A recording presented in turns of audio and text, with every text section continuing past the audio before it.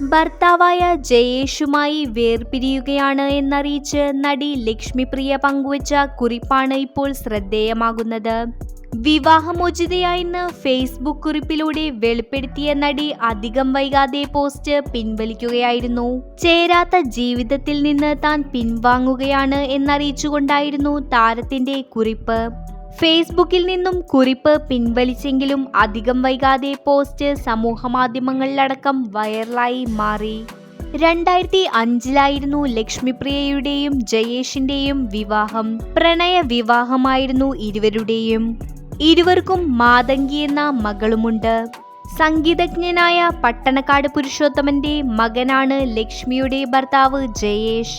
Television പരിപാടികളിലൂടെയാണ് Lakshmipriya അഭിനയ ജീവിതത്തിലേക്ക് തുടക്കം കുറിച്ചത്. 80ഓളം സിനിമകളിൽ ലക്ഷ്മിപ്രിയ അഭിനയിച്ചു. പിന്നീട് മലയാളം റിയാലിറ്റി ഷോയായ ബിഗ് ബോസിലും മത്സരാർത്ഥിയായി നടി പങ്കെടുത്തിരുന്നു.